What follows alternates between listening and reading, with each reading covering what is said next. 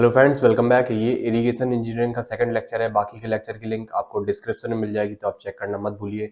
और अगर आपको सारे सब्जेक्ट के नोट्स चाहिए तो आप मुझको व्हाट्सएप कर सकते हैं। तो चलिए स्टार्ट करते हैं। आज हम लोग पढ़ेंगे डिसएडवांटेजेस ऑफ इरिगेशन। इरिगेशन के क्या क्या नुकसान हैं। देखिए, हर घर में मदर का यही हाल होता है। जब भी कोई बाहर जाता है तो वो इतना ज़्यादा खाने के लिए बांध देती हैं कि वो ओवर हो जाता है। उनको लगता है कि ज़्यादा खाने से हमारा लड़का ज़्यादा स्वस्थ रहेगा या ज़्यादा उसके विकास होगा। बिल्कुल ऐसा ही हम इंजीनियर्स को लगता है कि अगर हम लोग कंक्रीट में ज़्यादा सीमेंट डाल देंगे तो कंक्रीट में ज़्यादा स्ट्रेंथ आएगी। लेकिन इसका बिल्कुल उल्टा होता है। अगर हम लोग कंक्रीट में ज़्यादा सीमेंट बढ़ाएंगे तो उसकी वजह से श्रिंकेज होने लगेगा और जिसकी वजह से श्रिंकेज क्रैक्स बन जाएंगे। ठीक इसी तरीके से किसानों को लगता है कि अगर हम लोग ज़्यादा इरिगेशन करेंगे, ज़्यादा फसलों को पानी देंगे तो उनका ज़्यादा विकास होगा, ज़्यादा यील्ड आएगी। लेकिन ऐसा नहीं होता है। देखिए, वाटर लॉगिंग में क्या होता है, ये हमारा ग्राउंड लेवल हो गया है, ये GL हो गया है और यहाँ पे कुछ फसलें लगी हुई हैं और यहाँ पे है हमारा ग्राउंड वाटर टेबल।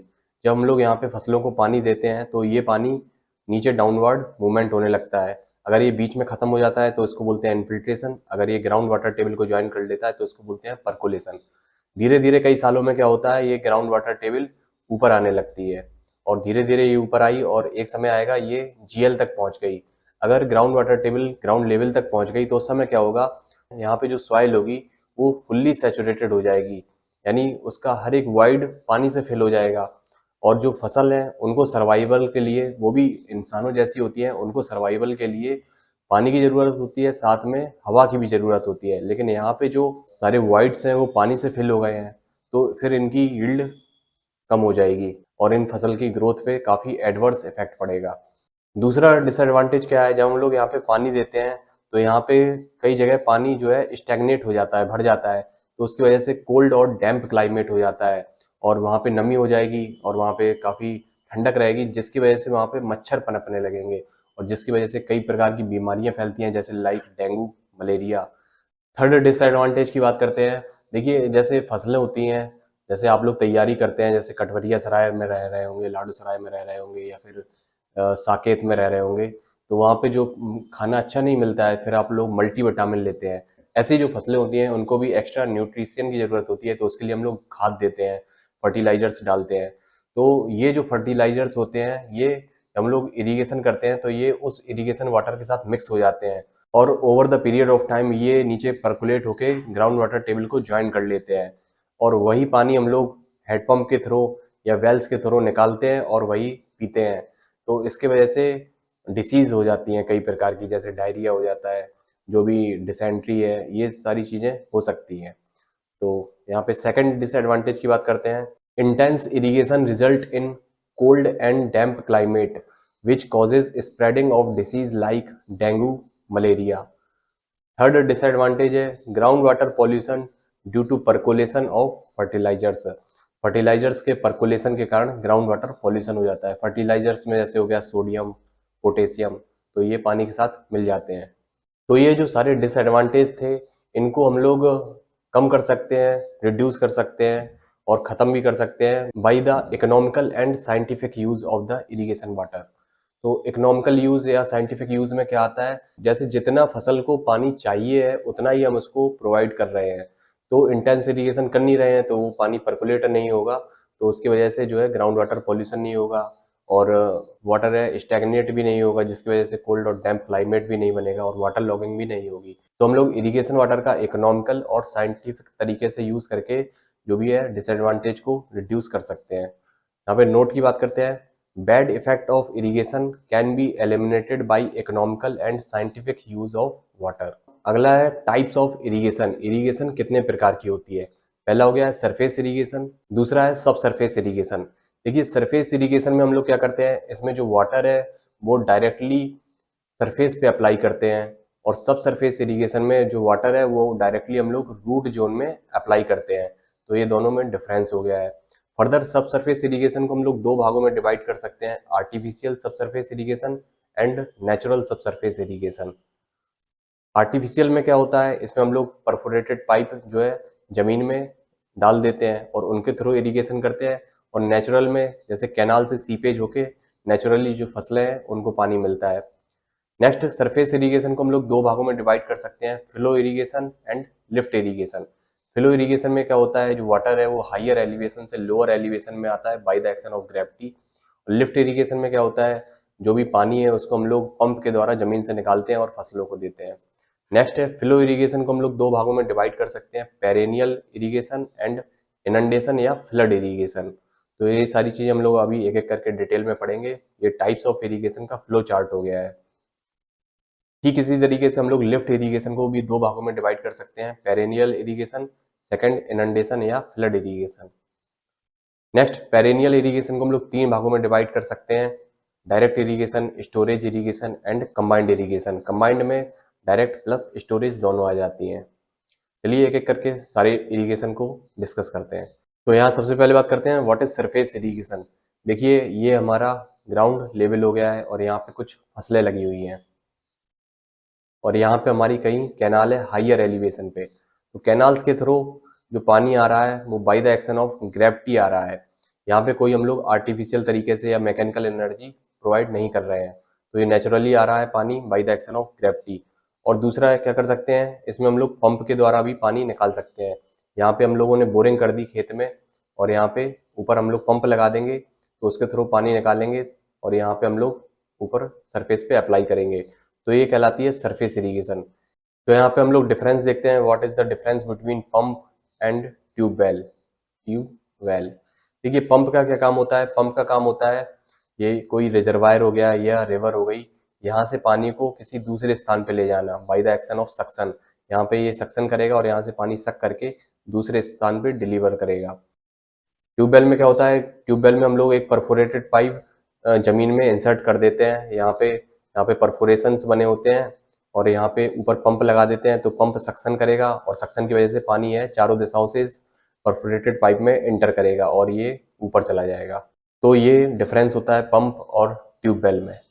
देखिए जो सरफेस इरिगेशन है वो सूटेबल होती है लो टू मॉडरेट इन्फिल्ट्रेशन कैपेसिटी वाली सॉइल के लिए।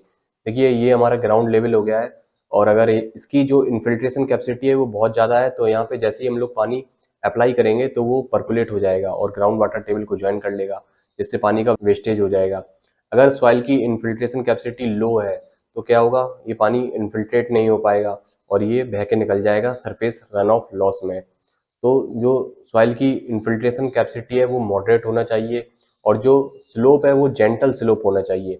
अगर स्लोप बहुत ज़्यादा है तब भी पानी बहुत जल्दी निकल जाएगा, इन्फिल्ट्रेट नहीं हो पाएगा। अगर स्लोप बहुत कम है या एडवर्स है, ये एडवर्स स्लोप कहलाता है, तो यहाँ पे जो पानी है वो आगे ट्रेवल ही नहीं कर पाएगा। तो जो स्लोप है वो जेंटल होना चाहिए, जो लैंड है वो रोलिंग लैंड होना चाहिए, जिससे कि पानी अपने आप आगे बढ़ सके। तो सरफेस इरिगेशन है, it is a method in which water is directly applied to the soil surface either by gravity or by pumping. Next है, it is best suitable for soil having moderate infiltration capacity and areas with gentle slope. तो ये दोनों point discuss हो चुके हैं। Next बात करते हैं, surface irrigation can be classified as flow irrigation and lift irrigation. तो फ्लो इरिगेशन में क्या है, जो वाटर है वो हाइयर एलिवेशन से आता है लोअर एलिवेशन में bye the action of gravity. If water is available at higher elevation and it is supplied to the lower elevation under the action of gravity. Next है lift irrigation में क्या होता है, जो वाटर है उसको हम लोग जमीन से निकालते हैं और सरफेस पे अप्लाई करते हैं। तो अगर हम लोग पानी जमीन से निकालेंगे तो ऑब्वियसली इट इज कॉस्टलियर होगा देन फ्लो इरिगेशन। तो लिफ्ट इरिगेशन कॉस्टली पड़ती है फ्लो इरिगेशन से।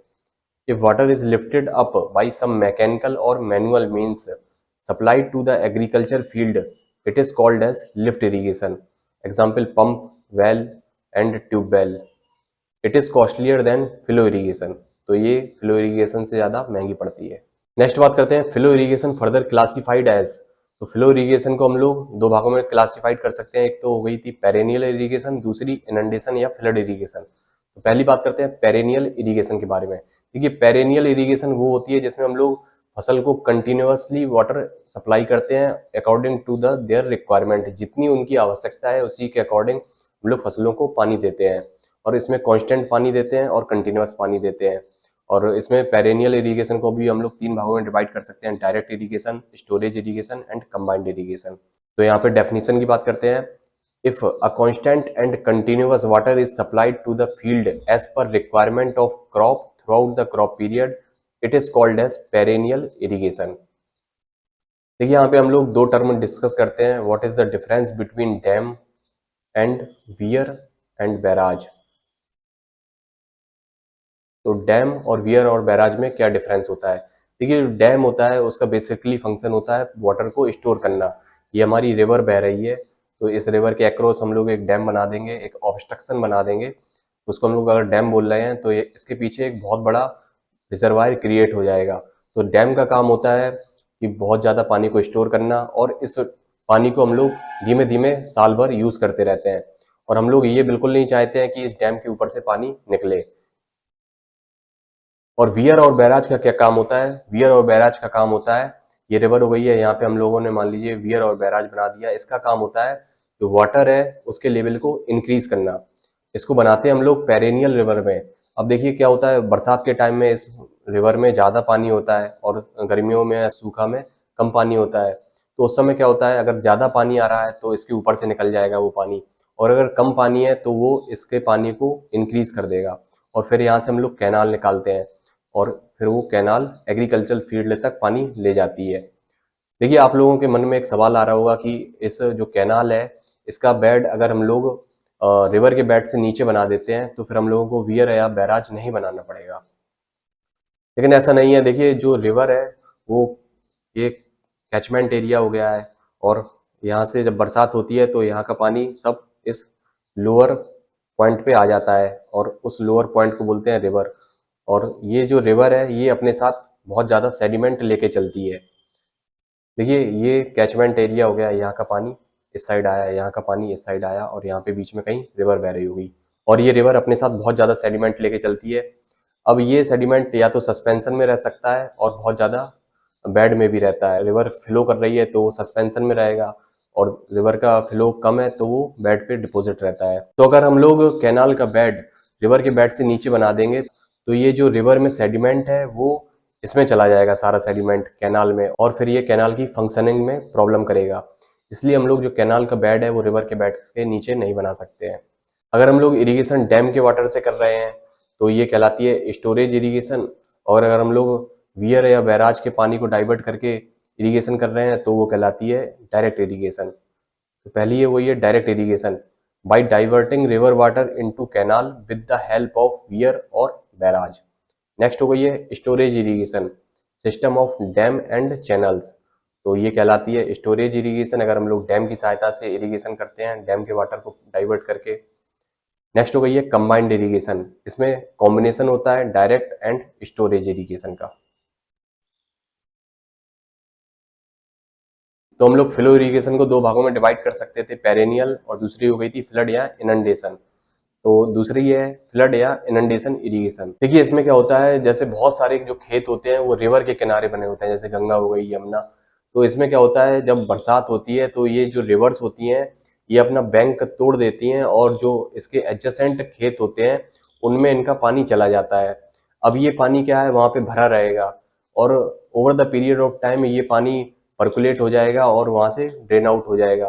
तो उसके बाद क्या होता है, तब पानी ड्रेन आउट हो जाता है, उसके बाद ही वहाँ पे जो किसान है वो अपनी फसलें उगाते हैं। तो ऐसी इरिगेशन को बोलते हैं फ्लड या inundation irrigation.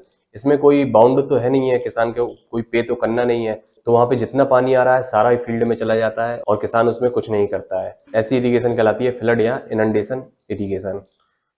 In this system of irrigation, a large quantity of water flowing in a river during flood is allowed to flood or inundate the area to be cultivated, causing saturation of the area. When excess water is drained off, area is used for cultivation. जब जो भी excess water है वो निकल जाएगा, उसके बाद जो एरिया है वो कल्टीवेशन के लिए हम लोग उपयोग कर सकते हैं। नेक्स्ट हो गया है सब सरफेस इरिगेशन। देखिए सब सरफेस इरिगेशन में हम लोग जो वाटर है वो डायरेक्टली रूट जोन में अप्लाई करते हैं। इसका क्या फायदा है, अगर हम लोग वाटर सरफेस पे अप्लाई करेंगे तो उससे क्या नुकसान होता है। देखिए सरफेस पे अगर हम लोगों ने वाटर अप्लाई किया, ये सरफेस हो गया है, ये ग्राउंड लेवल हो गया है, यहाँ पे कुछ फसलें लगी हुई हैं, यहाँ पे हम लोगों ने सरफेस पे पानी दिया। तो सरफेस में पानी देने से पहला जो लॉस होगा वो होगा इवेपोरेशन लॉस, पानी यहाँ से ऊपर उड़ जाएगा। दूसरा जो लॉस होगा वो हो जाएगा यहाँ पे कुछ ना कुछ रन ऑफ हो जाएगा, कुछ पानी बह के निकल जाएगा। तीसरा लॉस कैसे हो सकता है, यहाँ पे जो कुछ ना कुछ पानी है वो परकुलेट होके ग्राउंड वाटर टेबल को ज्वाइन कर सकता है। तो यहाँ पे जो सरफेस इरिगेशन है, अगर हम लोगों के पास पानी की ज़्यादा अवेलेबिलिटी नहीं है, पानी की स्कैर्सिटी है, तो उस स्थिति में फिर हम लोग सब सरफेस इरिगेशन यूज़ करते हैं। इसमें हम लोग पानी को बहुत ही एफिशिएंटली तरीके से यूज़ करते हैं। और इसमें जो पाइप्स हैं वो हम लोग सब सरफेस में बिछाते हैं, यानी जी ग्राउंड लेवल के नीचे बिछाते हैं। और उसमें हम लोग जितने प्रेशर से पानी भेजेंगे उतने ही प्रेशर से वो पानी निकलता है। तो हम लोग बहुत धीरे प्रेशर से पानी भेजते हैं और वो धीरे धीरे पानी निकलता रहता है, जिससे कि वहाँ पे ना ही एवेपोरेशन का लॉस होता है, ना ही रन ऑफ का लॉस होता है और ना ही परकुलेशन का लॉस होता है। तो सब सरफेस इरिगेशन का ये फायदा है। लेकिन इसका एक नुकसान भी है, ये बहुत ज़्यादा कॉस्टलियर होती है। जो भी हम लोग ग्राउंड लेवल के नीचे पाइप बिछाएंगे तो उसकी कॉस्ट बहुत ज़्यादा आती है। In this type of irrigation system water does not wet the soil surface, rather it is directly applied to the root zone. It is classified into two types. तो इसको हम लोग दो भागों में आगे फर्दर क्लासिफाइड कर सकते हैं। पहली हो गई है नेचुरल सबसरफेस इरिगेशन, दूसरी हो गई है artificial subsurface irrigation. Natural subsurface irrigation में क्या होता है, देखिए ये हमारी कैनाल हो गई है और इसके एडजेसेंट कुछ ना कुछ यहाँ पे खेत बने होंगे, यहाँ पे कुछ ना कुछ फसलें लगी होंगी और यहाँ पे भी कुछ ना कुछ फसलें लगी होंगी। तो पानी यहाँ से सीप हो जाएगा, सीपेज होगा पानी का, और यहाँ पे bye the action of capillary ये पानी फसलों के रूट्स में पहुंचता रहेगा। तो ये कहलाती है नेचुरल सबसरफेस इरिगेशन। तो इसकी डेफिनेशन की बात करते हैं। इन this system water seeping through channel and water bodies makes irrigate crop grown on the lower area bye capillarity. Next है आर्टिफिशियल सबसरफेस इरिगेशन। इसमें क्या होता है, हम लोग आर्टिफिशियल तरीके से जो परफोरेटेड पाइप्स हैं वो ग्राउंड लेवल के नीचे बिछाते हैं और उनमें एक सूटेबल प्रेशर से पानी भेजते हैं और उतने ही प्रेशर से पानी निकलता है। In this system water is directly applied to the root zone of the crop by a network of perforated pipes laid below the ground surface. Next बात करते हैं techniques of water distribution. Water distribution की क्या क्या technique है। पहला हो गया है फ्री फ्लडिंग, या फिर इसको हम लोग ऑर्डिनरी फ्लडिंग भी बोलते हैं। तो इसमें क्या करते हैं, ये हमारी सप्लाई डिच हो गई है, ये हमारे खेत हो गए हैं और यहाँ पे हम लोग कुछ आउटलेट बना देते हैं जिससे कि पानी निकलता रहता है। तो आज की वीडियो में इतना ही। बाकी के लेक्चर की लिंक आपको डिस्क्रिप्शन में मिल जाएगी, तो आप चेक करना मत भूलिए। और अगर आपको नोट्स चाहिए तो आप मुझको व्हाट्सएप कर सकते हैं। मिलते हैं अगली वीडियो में। Thank you.